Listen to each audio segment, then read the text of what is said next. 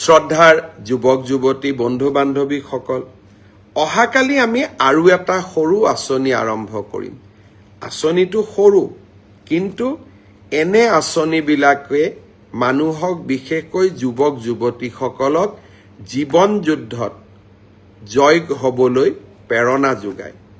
আপোনালোকে জানে যে পোষ্ট গ্ৰেজুৱেট পাছ কৰাৰ পিছত বহুত ল'ৰা ছোৱালীয়ে বিভিন্ন বিশ্ববিদ্যালয়ত গৱেষণা কৰে, আৰু গৱেষণা কৰাটো এটা যথেষ্ট অৰ্থৰ প্ৰয়োজন হয়, আৰু তাৰ বাবে বহুজনে কষ্টও পায়।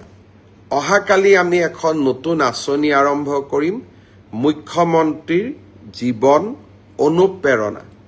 এই আঁচনিখনৰ জৰিয়তে ৰিচাৰ্চ স্কলাৰসকলক, যিমানে আমাৰ গভৰ্ণমেণ্ট ইউনিভাৰ্চিটি বা সামাজিক বিশ্ববিদ্যালয়সমূহত ৰিচাৰ্চ কৰি আছে, তেওঁলোকক আমি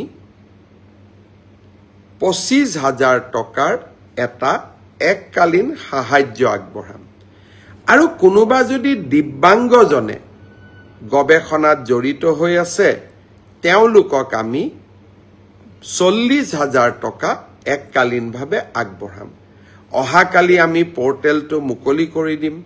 বিভিন্ন বিশ্ববিদ্যালয়ত ৰিচাৰ্চ কৰি থকা সকলো যুৱক যুৱতীক যোগ্যতা অনুসাৰে এই পৰ্টেলত আবেদন কৰিবলৈ আহ্বান জনাম।